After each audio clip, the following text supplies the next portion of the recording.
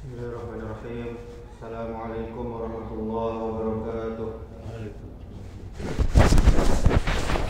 Alhamdulillahi rabbil alamin, wal aqibatu lil muttaqin, wala udwana illa 'alal zalimin. Asyhadu an la ilaha illallah wahdahu la syarika lah, wa asyhadu anna Muhammadan abduhu wa rasuluh. Amma ba'du. Alhamdulillah, segala puja dan puji hanya milik Allah Subhanahu wa ta'ala. Kita bersyukur kepadanya atas segala nikmat. Kemudian salawat beserta salam semoga selalu tercurahkan untuk junjungan kita Nabi Muhammad sallallahu alaihi wasallam. Allahumma salli wa sallim wa barik ala Muhammadin wa ala alihi wa ashabihi ajma'in wa man tabi'ahum bi ihsan ila yaumiddin. Kaum muslimin, kaum muslimat, jamaah salat zuhur yang dimuliakan Allah Subhanahu wa taala. Al-Imam Al-Fudail bin Iyad rahimahullah, semoga Allah merahmatinya, yang wafat pada tahun 186 Hijriah. Beliau pernah berkata, bila kamu merasa berat untuk sholat lail, untuk sholat tahajud dan berpuasa di siang hari, maka ketahuilah bahwa kamu tengah dijauhkan dari pahala dan kamu telah dibelenggu oleh dosa-dosamu. Dalam kitab Sifatus Safwah Juz 2 halaman 238 karya Al-Imam Ibnul Jauzi rahimahullah. Kemudian beliau juga pernah mengatakan, manusia yang paling pendusta itu adalah orang yang mengulang-ulangi dosanya terus menerus. Manusia yang paling bodoh itu adalah orang yang tertipu dengan amal solehnya sendiri. Manusia yang paling berilmu itu adalah yang paling mempunyai rasa takut kepada Allah Azza wa Jal. Seorang hamba itu tidak akan sempurna imannya sampai dia lebih mendahulukan agamanya daripada syahwatnya atau kesenangannya. Dan seseorang itu tidak akan dia celaka selama kesenangannya tidak mengalahkan agamanya. Dalam kitab Syiar A'lam An-Nubala karya Al-Imam Al-Hafiz Az-Zahabi rahimahullah. Kemudian juga beliau pernah mengatakan, wahai jiwa yang miskin, yang patut dikasihani, maksudnya kamu selalu berbuat jelek tetapi menyangka telah berbuat baik. Kamu bodoh tetapi menyangka dirimu berilmu. Kamu bakhil, kamu pelit, kamu kikir, tetapi menyangka dirimu dermawan. Ajalmu sudah dekat, tetapi angan-anganmu masih jauh. Kamu banyak berbuat zalim, tetapi kamu menyangka yang terzalimi.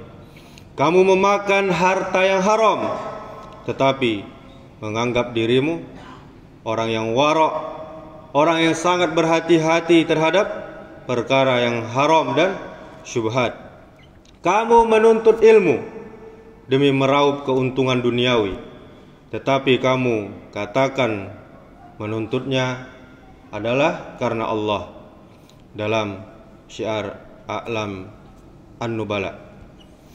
Kemudian nasihat yang lainnya juga dari Al-Fudail bin Iyad mengingatkan kita tentang pentingnya menjaga keseimbangan kita di dalam hidup, baik dalam berbicara maupun dalam makan.